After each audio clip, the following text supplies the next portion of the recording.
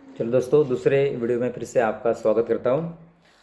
देखिए, चारों चंद्र की चंचल किरणें खिल रही है जल थल में, स्वच्छ चांदनी बिछी हुई है अवनी और अंबर तल में। एक एक को हम लोग देखेंगे, एक एक पैराग्राफ जो है उसके बारे में। चारों चंद्र की चंचल किरणें, अब यहाँ पर कवि जो है वो कवि वर्णन कर रहे हैं। किसका वर्णन है यहाँ पर? ये प्रकृति का वर्णन है, क्योंकि ये जो कविता है, मैंने आपको बताया कि द्विवेदी युग जो है, इस द्विवेदी युग में और उसके बाद छायावाद युग जो आता है, उस युग में प्रकृति के बारे में ही ज़्यादा कविताएं लिखी गई है, इसलिए यहाँ पर इसका जिक्र होना बिल्कुल सही है। चारों चंद्र की चंचल किरणें, अभी चारों का मतलब होता है सुंदर। सुंदर चंद्र जो है, सुंदर चंद्र की चंचल किरणें, ऐसी किरणें, चंचल मतलब क्या, एक जगह पर न रुकने वाली न ठहरने वाली, ऐसी चंचल किरणें यहाँ जल थल वगैरह देखिए खेल रही है। वो रोशनी जो है किसकी, चांद की किरणें जो है, वो चांद की किरणें खेल रही है। कहाँ पर? जल में भी खेल रही है और थल में भी खेल रही है, मतलब ज़मीन पर भी खेल रही है और पानी पर भी खेल रही है। जल में भी खेल रही है और थल में भी खेल रही है। स्वच्छ चांदनी बिछी हुई है। स्वच्छ चांदनी, मैंने आपको बताया कि चांदनी का मतलब क्या? उजियाला। हाँ, और ये जो उजियाला है बिल्कुल कैसा है? स्वच्छ है, साफ सुथरा है। साफ सुथरा जो उजियाला है वो क्या हुआ है? बिछा हुआ है अवनी और अंबर तल में। अवनी का मतलब होता है धरती या फिर पृथ्वी, बराबर ना। कहाँ पर वो बिछी हुई है वो स्वच्छ चांदनी? धरती पर और अंबर तल में, बराबर ना। और देखिए, ये बात भी आपको पता होनी चाहिए कि ये जो चांद है, इस चांद की खुद की रोशनी नहीं है, बराबर ना। वो सूरज की रोशनी उसके ऊपर प्रतिबिंबित होती है, उसके ऊपर आती है और उसका प्रतिबिंब जो है वो अपने पृथ्वी पर आता है जब यहाँ अंधेरा होता है उस वक्त, बराबर ना। और इस प्रकार से कभी बता रहे हैं कि चारों चंद्र की जो चंचल किरणें हैं वो कहाँ खेल रही है? जल में खेल रही है और थल में खेल रही है। और वो जो स्वच्छ चांदनी जो है, स्वच्छ उजियाला जो है उसका, वो कहाँ कहाँ पर बिछा हुआ है? अवनी पर भी, मतलब पृथ्वी पर, और अंबर तल में, आकाश में। पुलक प्रकट करती है धरती। धरती जो है वो पुलक प्रकट कर रही है। पुलक प्रकट करना मतलब खुशी प्रकट करना। पुलक का मतलब क्या? रोमांच या फिर खुशी प्रकट करना। हाँ, तो धरती जो है वो खुशी प्रकट कर रही है। हाँ, ये सारा दृश्य जो है वो रात के समय का दृश्य है, बराबर। चांदनी रात देख रहे हैं हम लोग, इसलिए चांदनी रात के समय में जो दृश्य कवि को दिखाई दे रहा है, जो अनुभव उससे हो रहा है, उस अनुभव को कवि यहाँ पर लिख रहे हैं या फिर बता रहे हैं हमें। और आगे देखिए, हरित तृणों की नोकों से, और ये जो खुशी प्रकट कर रही है धरती, वो हरित तृणों की नोकों से। और हरित तृण जो है, हरित घास जो है, तृण मतलब घास जो है, उसके जो नोक है, उस मतलब घास जो होती है, घास की नोक, जिसे हम मराठी में टोक कहते हैं, बराबर ना। तो इन नोकों से क्या कर रही है? मतलब ये जो तृण है, जो है घास जो है, वो क्या करी? खुशी प्रकट कर रही है, मानो झूम रहे हैं तरु भी। और कवि बता रहे हैं कि मानो कि जो तरु है, मतलब पेड़ जो है, वो भी क्या कर रहे हैं? झूम रहे, झूल रहे हैं। मंद पवन के झोंकों से। कैसे जो झूल रहे हैं? वो किसके कारण झूल रहे हैं?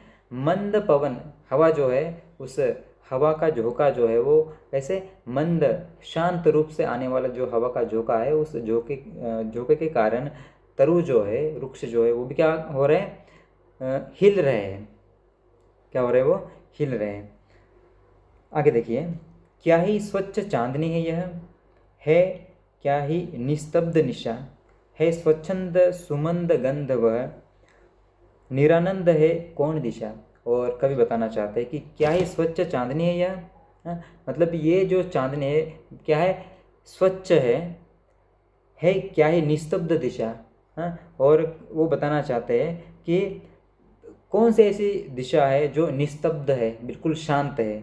और वही वही खुद बताते हैं कि है स्वच्छंद सुमंद गंध वह।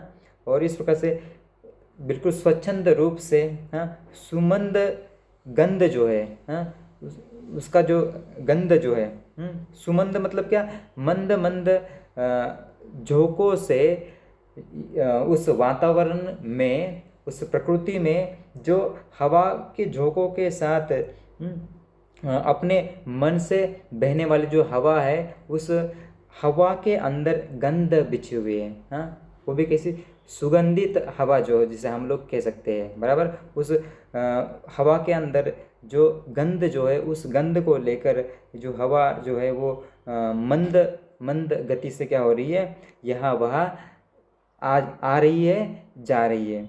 निरानंद है कौन दिशा, यहाँ पर प्रश्न चिन्ह किया गया है कि निरानंद कौन कौन सी ऐसी दिशा है जो है कि वो निरानंद है, मतलब बिना आनंद की कौन सी दिशा है। कवि बताना चाहते हैं कि ऐसी कोई दिशा नहीं है कि जो क्या आनंद रहित तो हो, मतलब क्या, सभी दिशाओं में क्या है, आनंद जो है वो फैला हुआ है। बराबर, सभी दिशा जो है वो अपना अपना कार्यकलाप जो है वो कर रही है, बराबर। और इस प्रकार से आगे देखिए, बंद नहीं अब भी चलते हैं नियति नटी के कार्यकलाप, हाँ। और कवि बता रहे कि बंद नहीं है, अब भी चलते हैं, अब भी चल रहे हैं नियति नटी जो है, नियति मतलब क्या, प्रकृति, प्रकृति रूपी जो नायिका जो है, प्रकृति प्रकृति रूपी जो नटी, जो यहाँ नटी शब्द है मतलब नायिका जो है, उसके कार्यकलाप जो है, उसकी गतिविधियाँ जो है वो क्या है, कभी रुकती नहीं या फिर रुकी नहीं है, वो सदैव क्या हो रही है, चल रही है।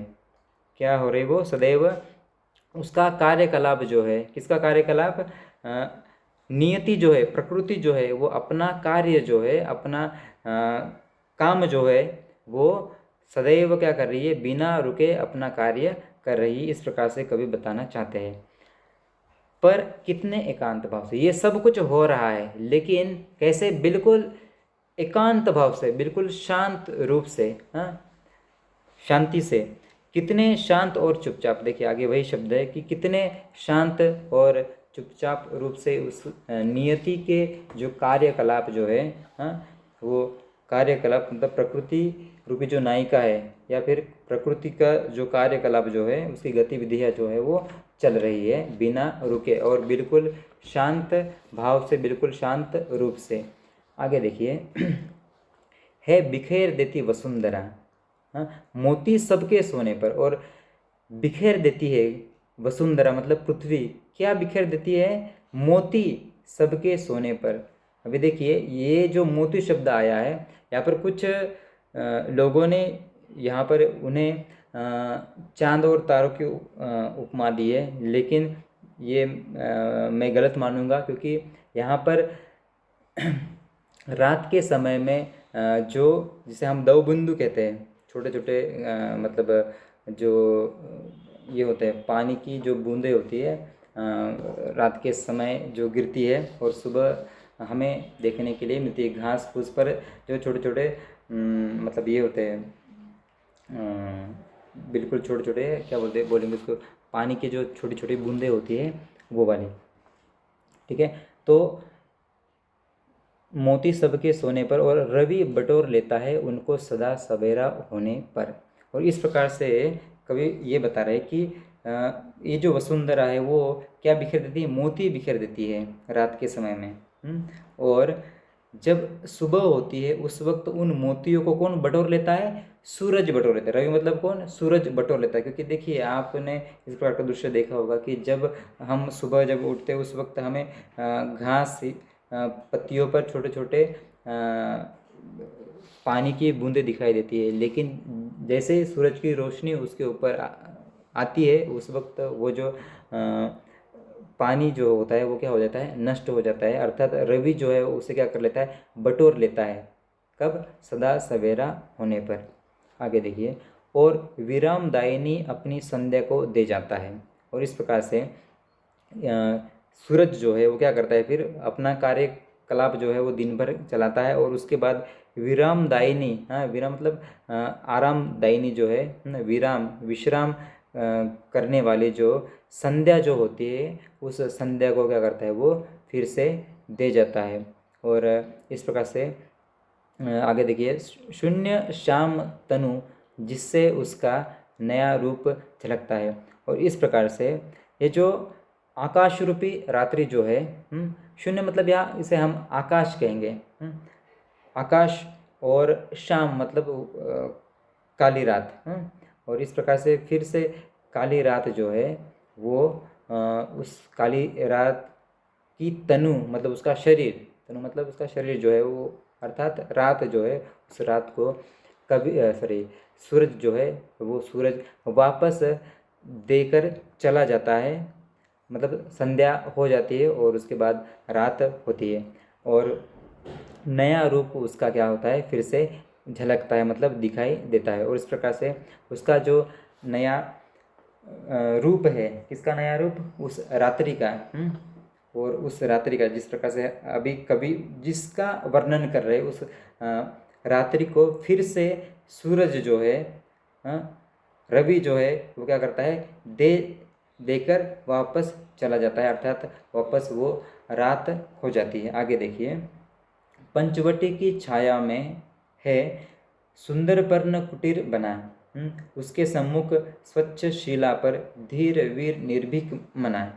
अभी देखिए कि पंचवटी की छाया में, अभी देखिए ये जो हम ये जो खंडकाव्य हम लोग देख रहे, खंडकाव्य का जो भाग रूपी ये कविता जो है ये पंचवटी से ली गई है। और पंचवटी ये जो स्थान है, इस स्थान के बारे में आप लोग जानते ही होंगे कि पंचवटी कहाँ पर है, नासिक में है, बराबर ना। और नासिक के बारे में आप लोगों को जानकारी अच्छी तरह से होंगी, हाँ। और ऐसा भी कहा जाता है कि नासिक ये जो उस सिटी का जो है, वहाँ पर जो शूर्पणखा जो थी रावण की बहन, ठीक है, उनका नाक जो है वो काटा जाता है, और इस नाक को संस्कृत में नासिका कहा जाता है। और इस नासिका के कटे जाने के कारण इस शहर का नाम जो है वो नासिक है, इस प्रकार की मान्यता है, या फिर ऐसा कुछ लोग मानते हैं। वो डेफिनेट हम लोग 100% नहीं बता सकते, लेकिन ये जो स्थान है ये बहुत ही महत्वपूर्ण स्थान है। कौन सा, पंचवटी, जो नासिक के अंदर गोदावरी नदी का जो, गोदावरी नदी जो है उस गोदावरी नदी के किनारे पर स्थित है, ठीक है, जहाँ पर मैं खुद 2-3 बार गया हूँ, क्योंकि मैं वही कॉलेज में जब था, एमए और बीएड में, उस वक्त हम वहाँ घूमने के लिए जाया करते थे। उस वक्त वहाँ जब हम लोग गए थे, उस वक्त वहाँ मतलब जो यहाँ पर्ण कुटीर शब्द जो आया है, झोपड़ी जो बनाई गई है, मतलब वो झोपड़ी भी है आज, लेकिन वही सेम नहीं होगी, उसमें बदलाव है, लेकिन जहाँ पर थी वहाँ पर उन्होंने बनाने की कोशिश की है। और इस प्रकार की कुछ बातें जो है नासिक से जुड़ी हुई है, ठीक है। और बिल्कुल ये जो पंचवटी है उसके नीचे कालाराम मंदिर जो है, ऐतिहासिक दृष्टि से वो भी महत्वपूर्ण है। आप लोगों ने देखा होगा या फिर सुना होगा कि कालाराम मंदिर जो है वो, वहाँ पर काले राम का मंदिर है वो, ठीक है, उसी किनारे पर, उससे थोड़ा सा नीचे की तरफ अगर हम लोग जाते हैं वहाँ, ठीक है, नीचे नहीं, ऊपर, सॉरी, ऊपर जाएंगे वहाँ, ठीक है। और वहीं से हम लोग अगर देखें कि ब्रह्मगिरी पर्वत है, वहाँ से लगभग 30 किलोमीटर की दूरी पर, जहाँ कुंभ मेला भरता है, बराबर ना। और उसका संबंध जो है गोदावरी से बिल्कुल है। और जहाँ ये पर्ण कुटीर बना हुआ है वहाँ पर भी इससे संबंधित वो सारी बातें हमें देखने के लिए मिलती है। मैंने ये सारी बातें इसलिए बताई क्योंकि ये जो वर्णन है वो वहाँ का वर्णन है, पंचवटी का वर्णन है, इसलिए ये हमें देखना बिल्कुल जरूरी है। और उस वक्त अगर हम लोग देखें तो उस प्रदेश को अश्मक प्रदेश भी कहा जाता था। कौन सा प्रदेश, अश्मक प्रदेश। और इस अश्मक प्रदेश में नासिक जिला और आज का अहमदनगर जिला जो है वो उसके अंतर्गत आते थे, बराबर। और अप्रांत वगैरह जो प्रांत है वो उसके आगे, मतलब कोकण जो आज का है, उस कोकण को अप्रांत कहा जाता था, ठीक है। तो ये बात भी हम लोगों को पता होनी चाहिए, इसलिए मैंने आपको बताया। और उसके बिल्कुल इधर आएंगे, हमारी तरफ अगर आएंगे तो इस प्रदेश को, या फिर वो पूरे इस प्रदेश को गोपराष्ट्र कहा जाता था। क्या कहा जाता था, गोप राष्ट्र। ठीक है, यहाँ 15 मिनट हो चुके हैं और तीसरा वीडियो मुझे बनाना पड़ेगा अभी, तो वो केवल 2-4 मिनट का रहेगा। ठीक है।